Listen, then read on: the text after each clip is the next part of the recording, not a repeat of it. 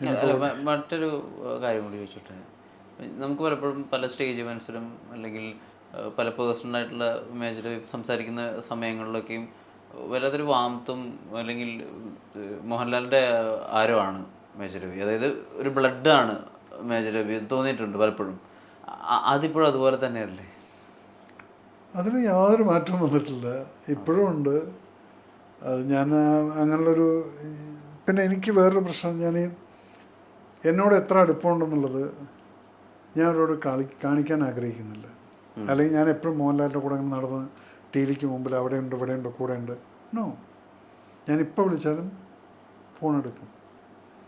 ഇന്നും 3-4 പ്രാവശ്യം ഞങ്ങൾ അങ്ങോട്ടും ഇങ്ങോട്ടും വിളിച്ചിട്ടുണ്ട്. അത് നിങ്ങൾ കോൾസ് നോക്കിയാൽ കാണും.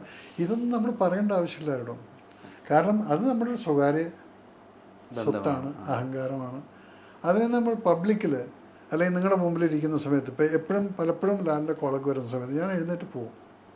എൻ്റെ അസിസ്റ്റൻ്റുമാരുടെ അടുത്ത് പോലും ഇരിക്കുന്ന സമയത്ത് ഇന്നും പോലെ കോള് വന്നപ്പോൾ ഞാൻ എടുത്തിട്ട് ഞാൻ ബെഡ്റൂമിൽ പോയിട്ടാണ് സംസാരിക്കുന്നത്. അല്ല അവിടെ ഇട്ട് സ്പീക്കർ ഫോണിലല്ല സംസാരിക്കുക. അത് വളരെ ചീപ്പാണ്. അതെന്താണ്, നിങ്ങളുടെ ബന്ധത്തിന് ആഴം കുറവാണ്. അതുകൊണ്ടാണ് ഇങ്ങനെ കാണിക്കുന്നത്. ഒരു ആഴമുണ്ടെങ്കിൽ കൂളായിട്ട് പോകും, അപ്പുറത്തേക്ക് പോയി നിൽക്കും, സംസാരിക്കും. ഞാൻ പണ്ട് ഇതൊക്കെ പഠിച്ചിട്ടില്ല. Sharad Pawar sir defence minister ആയിരിക്കുന്ന സമയത്ത് ഞാൻ എൻ്റെ ഇന്ത്യൻ ആർമിയുടെ ചീഫിൻ്റെ ADC ആയിരുന്നു. അപ്പോൾ ഒരു പാർട്ടിക്ക് വളരെ കുറച്ച് ആൾക്കാരേ ഉള്ളൂ. അപ്പോൾ അതിനകത്ത് ഞാൻ ADC എന്നുള്ളതിലേക്ക് ഞാനും ഉണ്ട് അവിടെ. പെട്ടെന്ന് ഒരു കോൾ വരികയാണ് അദ്ദേഹത്തിന്. ആക്ച്വലി പ്രൈം മിനിസ്റ്ററുടെ കോളായിരുന്നു. അപ്പോൾ എൻ്റെ അടുത്ത് പറഞ്ഞു, आप जरा बाहर जाइए. ആരുടെ കോളാണെന്നൊന്നുമില്ല, നമുക്ക് മനസ്സിലായി കോളാണെന്നുള്ളത് സീരിയസ് ആണെന്നുള്ളത്. അല്ലാതെ അവിടെ നിന്നിട്ട് പ്രൈം മിനിസ്റ്ററുടെ സ്പീക്കറിലിട്ടിട്ട് എന്തിന് ശരത് പവാർ സാറിന് എന്തിനാണ് എന്നോടത് കാണിക്കുന്നത്? അപ്പം അതുപോലെ തന്നെ നമുക്കിപ്പം ഒരാളുടെ ഒരു ബന്ധമുണ്ടെങ്കിൽ നമ്മളത് മറ്റുള്ളവരടുത്ത് കാണിക്കേണ്ട ആവശ്യമില്ല. ഞങ്ങൾ തമ്മിലുള്ള ബന്ധത്തിന് അത് എന്താണെന്നുള്ളത് നിങ്ങൾക്ക് ആർക്കും പറഞ്ഞാൽ മനസ്സിലാവില്ല. അത് എന്താണെന്ന് ചോദിച്ചാൽ എനിക്കും അറിയില്ല. എന്നെ ഒരു കമാൻഡോ എന്നുള്ള രീതിയിൽ അപ്രിഷ്യേറ്റ് ചെയ്യുന്നുണ്ട്, ഞാൻ അദ്ദേഹത്തെ ഒരു നടൻ എന്നുള്ള രീതിയിൽ. പിന്നെ അത് ചില ബന്ധങ്ങൾ അങ്ങനെയാണ്. എനിക്കൊരാവശ്യം ഉണ്ടായിരുന്ന സമയത്ത്, ഞാൻ എൻ്റെ കിഡ്നിയുടെ പ്രശ്നം വന്ന സമയത്ത് പോലും എന്നെ ഏറ്റവും അധികം വിളിച്ചിരിക്കുന്നത് മോഹൻലാലാണ്. എല്ലാ ദിവസവും കാലത്ത് വിളിക്കും. അല്ലെങ്കിൽ ഇപ്പം ഞങ്ങൾ വിളിക്കുകയില്ല. പക്ഷെ ആ സമയത്ത് ഒരു 1.5 മാസം എൻ്റെ ഓപ്പറേഷൻ കഴിയുന്നവരേക്കും വിളിച്ചുകൊണ്ടിരിക്കും. ഒന്നും ചോദിച്ചിട്ടില്ല. ആ വിളിയിലുണ്ടെല്ലാം എന്താവശ്യമുണ്ടെങ്കിലും പറയണമെന്നുണ്ട്. അതേപോലെ തന്നെ വളരെ ക്ലോസ് ആയിട്ടുള്ള ആളുകൾ വിളി നിർത്തി ഇതറിഞ്ഞപ്പം. കാരണം ഇനിയിപ്പോൾ വിളിച്ചിട്ട് ഇവൻ വല്ല പണവും കടം ചോദിച്ചിട്ട് ഇവൻ ഓപ്പറേഷൻ തിയേറ്ററിൽ വടിയായി കഴിഞ്ഞാൽ ആ പൈസ പോലും നമ്മൾ ചിന്തിച്ചിട്ടുള്ള എത്രയോ വളരെ ക്ലോസ് ആയിട്ടുള്ള ആൾക്കാരും എൻ്റെ കൂടെ ഉണ്ട്. അവരെ ഇന്നും നമ്മൾ കൂടെ തന്നെ വെച്ചിട്ടുമുണ്ട്. അവർക്കിതൊന്നും വലിയ പ്രശ്നമില്ല. അങ്ങനെയുള്ള പൈസയുള്ള ആൾക്കാരും അതുപോലെ ബിഹേവ് ചെയ്തിട്ടുണ്ട്. അവിടെയാണ് നമ്മൾ അറിയാതെ ചില ബന്ധങ്ങൾ 6 മാസത്തിലൊരിക്കൽ വിളിക്കുന്ന മുരളിച്ചേട്ടനെ പോലുള്ള ആളുകൾ, മുരളിയാപ്പാലിൻ്റെ അദ്ദേഹത്തെ പോലെ, ഏഷ്യാനെറ്റ് മാധവേട്ടനെ പോലെ വല്ലപ്പോഴൊക്കെ വിളിക്കുള്ളൂ. പക്ഷെ അവരറിഞ്ഞിട്ട് ഇങ്ങോട്ട് വിളിക്കുകയാണ്. ഇതാണ് ബന്ധങ്ങളെന്ന് പറയുന്നത്. നമ്മളറിയില്ല അവർ എങ്ങനെയാണ് നമ്മളെ മനസ്സ് വെച്ചിരിക്കുന്നത്. അവർക്ക് നമ്മളിൽ നിന്നൊന്നും ആവശ്യമില്ല. മോഹൻലാലിന് എന്നെക്കൊണ്ട് വല്ല ആവശ്യമുണ്ട്, എനിക്ക് മോഹൻലാലിനെ കൊണ്ട് ഒരാവശ്യമില്ല. പക്ഷെ ആ ബന്ധമുണ്ടത്. ഇവിടേക്കാണ് നമ്മൾ ചിലപ്പോൾ ചിലർക്ക് വേണ്ടി മരിക്കാൻ തയ്യാറാണെന്നൊക്കെ പറയില്ലേ. എന്തിനാന്ന് വെച്ച് കഴിഞ്ഞാൽ അതങ്ങനെ ഫീലിംഗ് ആടോ. അതിനകത്ത് താഴത്ത് കമൻറ്റ് വരും, ഇയാൾക്ക് മോഹൻലാലിൻ്റെ ഡേറ്റ് കിട്ടും. എനിക്ക് മോഹൻലാലിൻ്റെ ഡേറ്റ് വേണമെങ്കിൽ എപ്പോൾ വേണമെങ്കിലും കിട്ടും. ഇന്നേ വരെ ഞാൻ ആരോടും ചോദിച്ചിട്ടില്ല. നേരെ പോയിട്ട് മോഹൻലാൽ 5 പടം ചെയ്തതും മോഹൻലാലിനെ കാണുന്നു ആണ്. അങ്ങനെ ഒരു തോട്ടുണ്ട്. എന്താണ് അത്? കൊള്ളാമല്ലോ, അപ്പം നമുക്ക് പ്ലാൻ ചെയ്യല്ലേ. എന്നാണ് അടുത്ത കഥ കഴിഞ്ഞു. ഞാനീ വാദിച്ചല്ലോ മോഹൻലാൽ പടം കാണാമെന്ന്. എൻ്റെ 5 പടങ്ങൾ മോഹൻലാൽ കണ്ടിട്ടില്ല. ഷാജി കൈലാസിൻ്റെ അടുത്ത് ചോദിക്കും, 8 പടം ചെയ്തിട്ടുണ്ട്, ലാൽ കാണില്ല.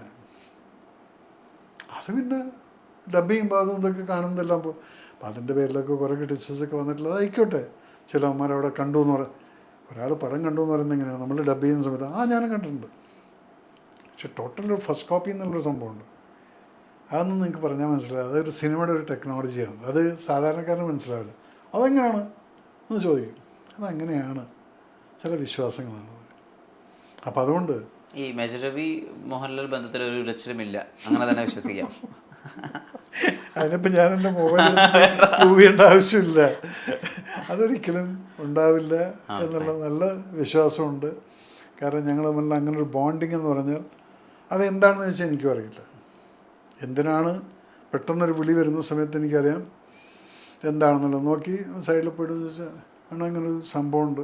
ആ യെസ്, അയാൾ ലൈറ്റായിട്ട് സംസാരിച്ചു അങ്ങ് വിട്ടു.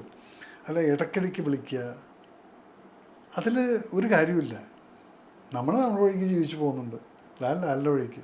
പിന്നെ ചില സന്തോഷ മുഹൂർത്തങ്ങൾ, ഒരു ന്യൂ ഇയർ ആയി, ഒരു ബർത്ത്ഡേ ആയി, അമ്മയുടെ പിറന്നാളായി, ഇതിനൊക്കെ ഒരുമിച്ച് കൂടി പിന്നെ വല്ലപ്പോഴൊക്കെ അവിടെ ഇവിടെ ചോദിച്ചു കാണും. അത് മതിയുള്ളൂ, ആളവിടെ ഉണ്ടല്ലോ. ആൾ സന്തോഷമായിട്ട് ആരോഗ്യവാനായിട്ട് മനസ്സിന് സമാധാനത്തോടുകൂടി ജീവിക്കണം എന്നുള്ള ആഗ്രഹിക്കുന്ന ഒരു ഫ്രണ്ടാണ് ഞാൻ.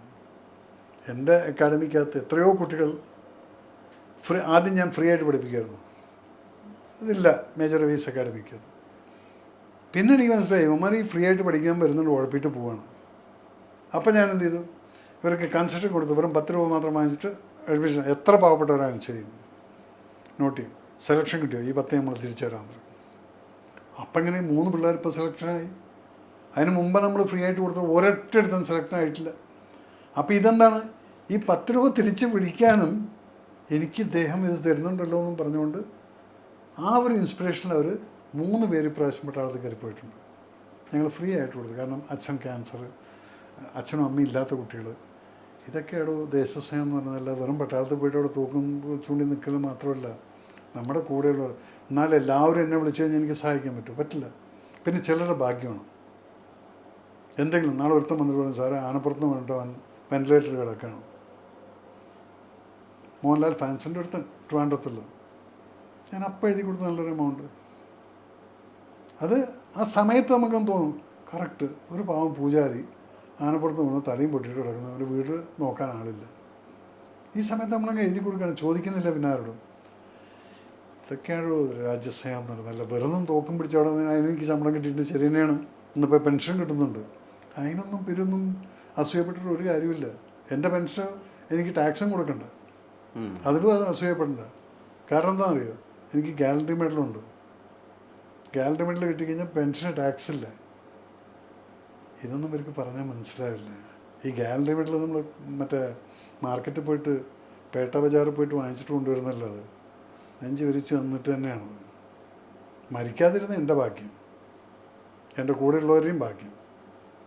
പിന്നെ മെഡൽ തൂക്കിയിട്ടുണ്ട്, അത് ജീവനോടെ ഇരിക്കുന്നുണ്ട് എന്നുള്ളത് അത് വേറൊരു ഭാഗ്യം. പിന്നെ അതിന് ടാക്സും കൊടുക്കണ്ട, അതും ഭാഗ്യം. അസൂയപ്പെട്ടിട്ട് ഒരു കാര്യമില്ല മോനെ. ഈ മീശയും താടി അങ്ങോട്ടും ഇങ്ങോട്ടൊന്നും വലിച്ചു നീട്ടിയിട്ടൊന്നും അത് വെറുതെ വളരുന്ന സാധനമാണ്. നിങ്ങൾ വേറെ വല്ലതും വളർത്താൻ പറ്റാത്ത വളർത്താൻ പറ്റുമോ നോക്ക്. അപ്പം അതുകൊണ്ട്